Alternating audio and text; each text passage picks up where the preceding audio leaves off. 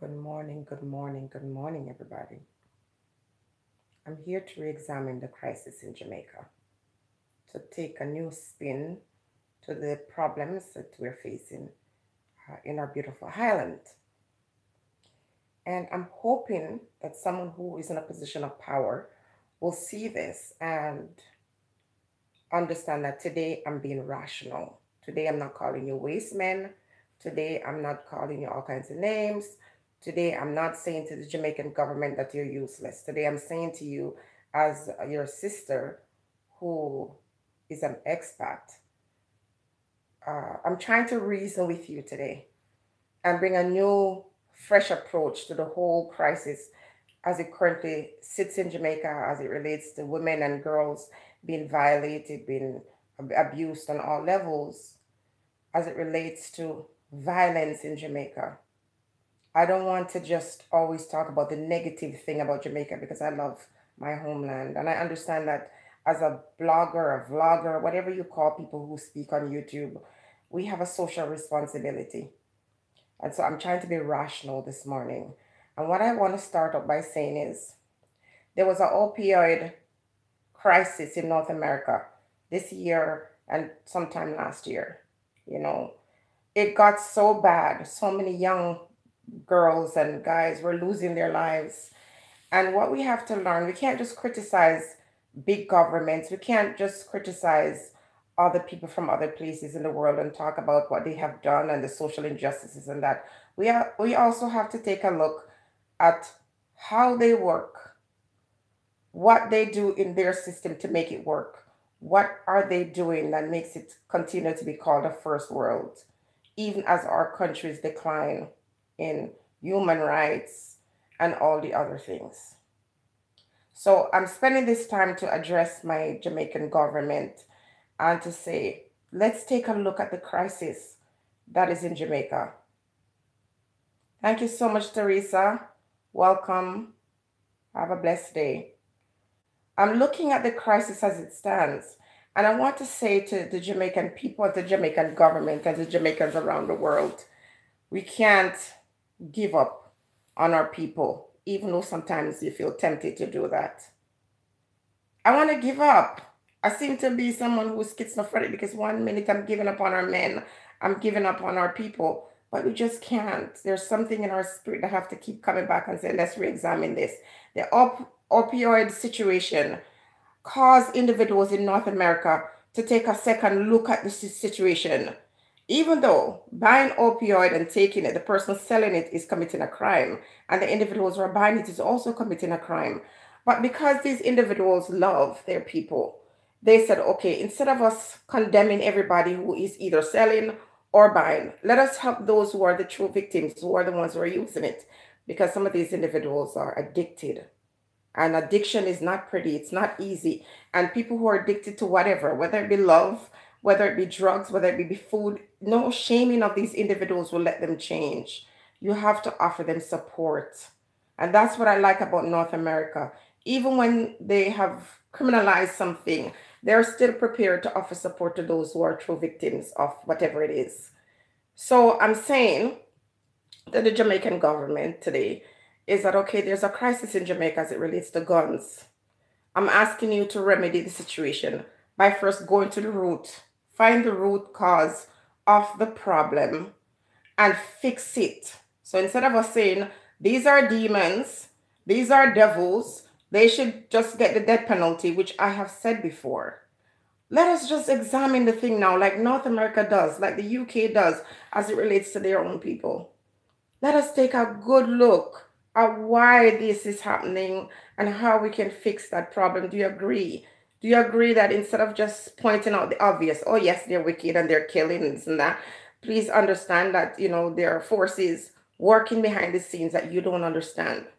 And sometimes even when we curse the prime minister and we say that they're useless, there are things happening to these individuals that they're not coming out to tell you, because as men and women who are forced to follow certain directives, their hands are sometimes tied. I'm not making excuses for them. I'm just thinking aloud and saying, well, the only thing I'm disappointed in them is that they don't understand that every nation in the world have ways of doing things covertly. And if they feel that they don't want to obey other men, all they have got to do is find ways how they can covertly do things on their own without always looking to other people for answers. Deal with the people in your country, address their issues and their concerns before you concern yourself with other people and their roles. I'm going to say that. So, for the individuals in Jamaica who are doing these violent crimes, why? What is possessing them to do this? Because they're not more evil than anywhere in the world. There's crisis in Iraq, in Iran, in different places in the Middle East, in the places in, it's not just Jamaica that has problems. But what is the difference with the way they handle their problems and the way we handle ours? This is difficult, a difficult thing.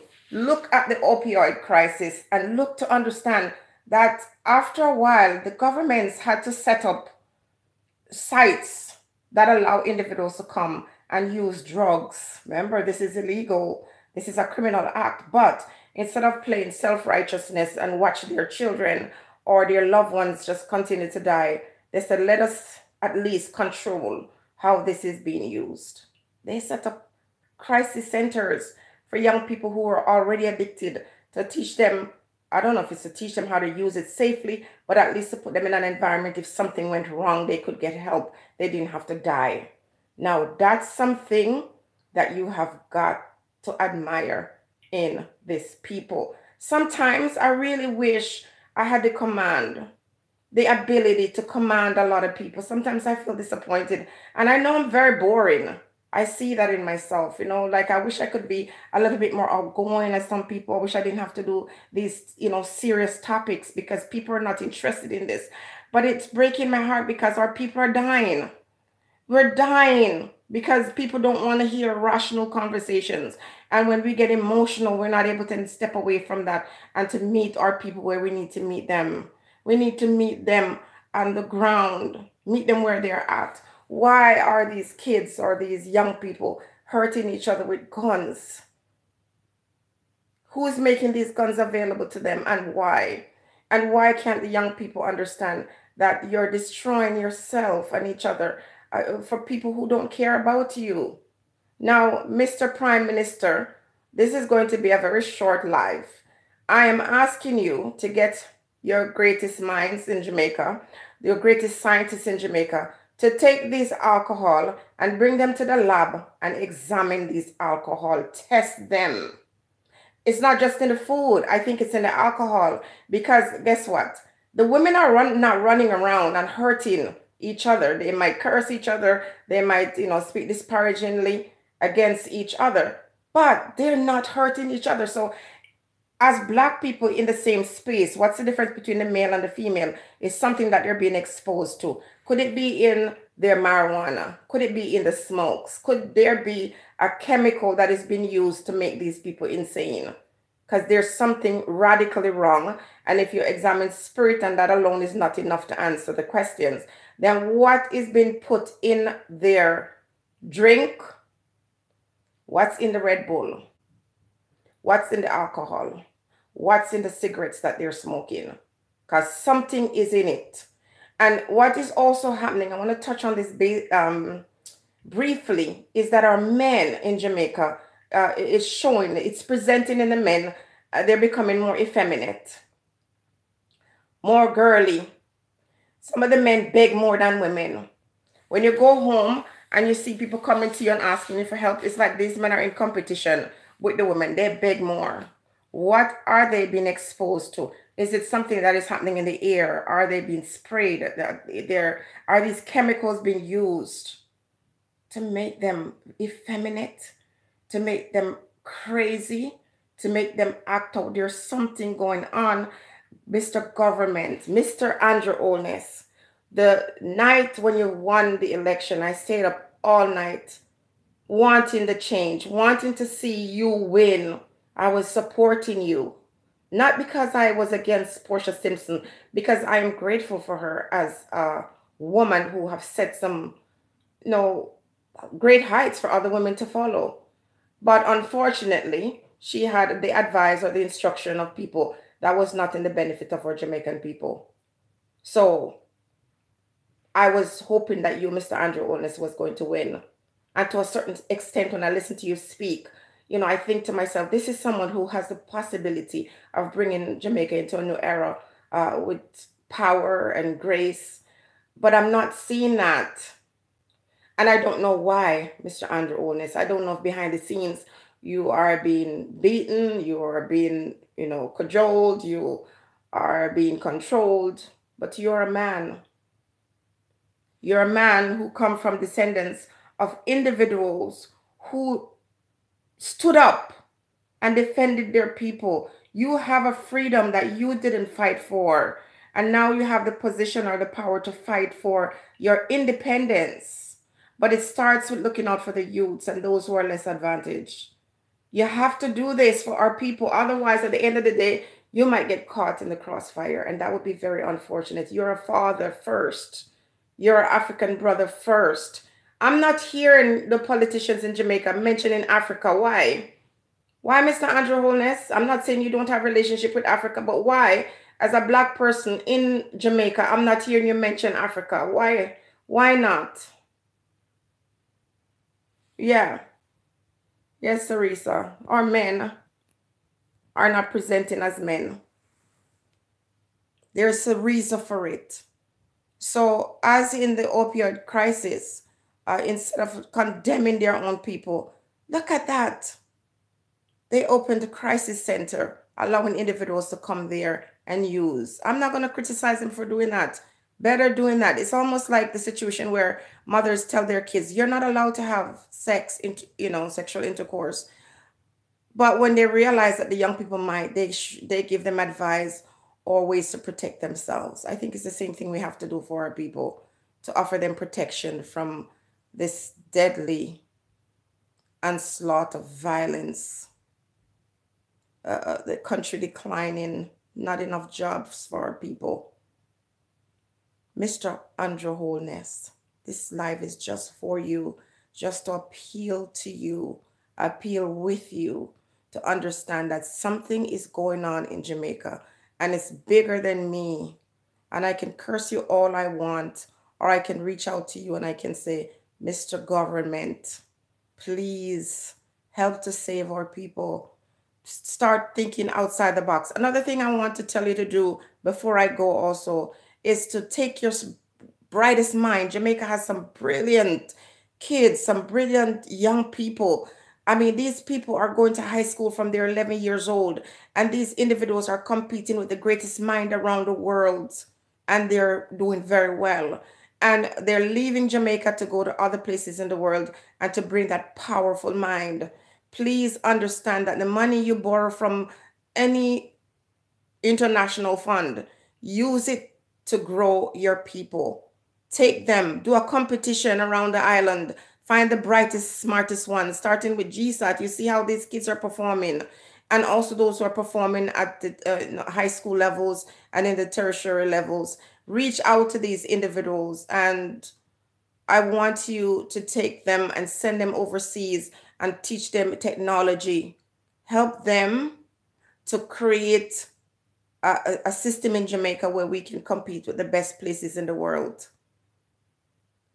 I'm really just talking to our government right now, trying to see if I can come up with solutions, because we're heavy. Our tongue is heavy with the condemnation, and people don't really want to hear anything positive, encouraging our people. People are often more inclined to listen to the bad, how Jamaica is horrible and how Jamaicans are the worst people. I've done it when I get into these emotional states, but when I get up this morning, I don't want to do that. I want to appeal to our government to say, okay, look at the resources, see the manpower, you look at the human resources, and take our young people and send them to the different places in the world and let them learn technology, let them learn how we can develop our country, how we can, find sustainable ways of building and growing, and not so vested in borrowing money from other people or inviting other folks to come there and benefit from us, because the hotels are not benefiting Jamaican people except in subsistence ways. we need to start owning these hotels ourselves. We need to start teaching our young people how to become entrepreneurs. We need to reach young people before it's too late, before they start beating their mamas. See, the parents have no power anymore to deal with their kids at home. They're afraid. Those who are law-abiding citizens are afraid to even deal with their kids, to discipline them. And as a result, you're seeing kids out there beating their parents. Now, there's a lot more behind the scenes that could be going on that would make a girl behave that way publicly and beat her mother. But the point is, I'm trying to make, Mr. Government, is to examine, examine closely that there's something bigger than just the people being wicked and unruly, that there's forces being used against them to make them crazy. Check the alcohol, check those Red Bull, check these other things, even though they're warnings, but there's still something else at play. I'm so disappointed and sorry that folks don't really want to hear this kind of conversation, but I just don't care about that all now. You know, I don't give a crap about who wants to hear this kind of thing. I am crying out for my people. I'm crying out for my country. I am just pleading with my government to say, listen, don't write off the people yet. Don't write them off. I'm begging you to examine the things that might be causing some of these issues. And it's not just because they're violently wicked. It's because there's something in the air, something in the food, something in the drink that is causing these individuals to behave insane. We're dependent on you, Mr. Prime Minister. And if you have no good in you, then eventually you're going to be exposed. You're going to be exposed if there's no good in you. But if you mean the Jamaican people any good, if you love your nation from where you come from, I'm asking you to take a good look at this. I also want to say this before I go, that guns are being left at the seaports, just randomly left at the seaports. And individuals are finding these guns and they're taking it off. They're thinking, oh my goodness, you know, some drug dealer left their stuff here by accident. That's deliberate. People coming and leaving guns on seashore. You know, I've heard stories of that over the years. These are ploys or plots to destroy the Jamaican people. Take heed. Take heed. Take heed. Marcus Garvey warned you all and you didn't listen, and he had to take himself away. So many people who have fought and shed their blood for Jamaica and the Jamaican people, they must be grieving. These spirits that are around us must be grieving because we have let them down. Don't let me down, please. This is not about popularity or fame. Right now I got 2 persons watching me. 2 persons watching me, and thank you so much for watching. Thank you, Teresa. Thank you, Apple. Yeah, you know, I don't know if you're examining yourself, Apple, but I'm examining myself, and I'm feeling a great pain. I feel sad for the people who live in Jamaica. I feel sad that, you know, we don't love ourselves and love each other enough to say, let's fight for our people. Let's not give up on them like the Canadians and the Americans. They didn't give up on the people who were in crisis. They didn't give up on the people who were addicted and dying. Some of us would say, too bad, too sad. You want to take drugs, die. Die if you must die. We can't be like that. We have to be our brother's keepers. And when you see people with addiction behave in a particular way, you can't just leave them to die. You sometimes have to come and take the family together and you have to say, okay, this is an intervention. We need an intervention in Jamaica, people. Okay, an intervention. And it doesn't make any sense we attack the prime minister who's in the position of power to do something. Maybe we need to go up to come down and put aside our rage and our anger and say to Mr. Prime Minister, please, we're asking you to take a look at these things and to examine it and not try to do it on your own and not just talk about Jesus and about, you know, the Bible, what the Bible says. You are in a position of power now to make changes. Let your name go down in history as someone who was able to make changes, to open your spiritual and your physical eyes. You open your physical and your spiritual eyes to see that something is wrong. And if you can't do it on your own, then you must call the people to action. You must ask every parent, every household, every community, every school, every church to play their role. Jesus is not relevant to our people right now. And it's going to be offensive for people to say Jesus. If Jesus was, then the state of the nation couldn't be that way because we have so many churches. We can't rely on the churches. We can't rely on religion to help. If religion was able to help, then we wouldn't have any need for politics. We wouldn't have need for education. We wouldn't have need for any of these things, Apple. We can't just rely on that. No, spirituality is very important. And if people want to hold on to Jesus to make them still feel good and feel better about life, that's fine. But not when our people are dying, our kids are dying, our women are dying. And we could get angry and we could say all the right things. And sometimes I am part of it too. Sometimes I cuss and I get angry, but I think it's we're supposed to get to the point where we can be rational and start to reach out and say, okay, there is a problem. So what do we do about it now? I'm going to cuss them and say that they're waste men and they're not doing anything. But who pays attention to you when you're being disrespectful? And I know that the prime minister has it hard. I heard him give a speech and he talked and I heard him clear as day. I mean, I can imagine the pressure. Remember, the world is still controlled by some people and some people have no power. Even if they think they have power, they still have to answer to individuals. Now, people have borrowed money in Jamaica and now we're indebted to different places and different people in the world. And there are different people who will not let go the reins that they use to control the world. They will never let it go. They have got a message from their creator that they are in control. We can't do nothing about that. But what we can do is we can meet our people. We can speak to our people and educate them and somehow manage to convince them that, look here, we're in this together. If we sink, we sink. If we live, we live. If tomorrow we woke up and Jamaica disappeared, we would grieve. So why are we not at least talking to our people, reaching out to them, sharing our ideas respectfully? It's easier to say you're a waste man than to say to Mr. Prime Minister, you know what, you're trying. I'm sure you're trying your best. I'm sure there are times when your hands are tied. I'm sure that there are times when, as a man, you're sitting before another man who's trying to make it seem like he's in control of you and telling you what to do. And because you understand that you lack certain kind of resources and power, if you start acting big and bad, you might just cause more problem for the people. Let me give that to you. It can't be a nice feeling to be a man in your own country and have women coming in there telling you how to spend your money.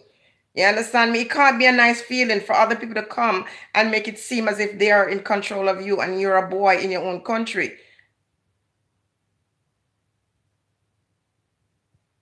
But you might be trying, Mr. Olness, and you're getting hell from the people, including myself.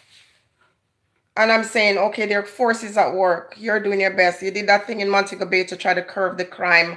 And at times people look at it and say, oh, you're just doing it. You're concerned about tourists. But you can't win. So if you do good, them say bad. And if you do bad, them say bad. So just go ahead and just do good and just reach the people. And listen to what I'm saying. When we were growing up, there was a woman named Miss Susie. And Miss Susie used to go around the community and warn people. See, my head is wrapped this morning. Consider me as Miss Susie, warning you that there are things happening behind the scenes. Things to sabotage the Jamaican government and the Jamaican people. But also we need to take responsibility. And things have come into the country and people have started using drugs and they have lost control. The people have lost control of their faculty, if you will. I'm going to have to flip the screen.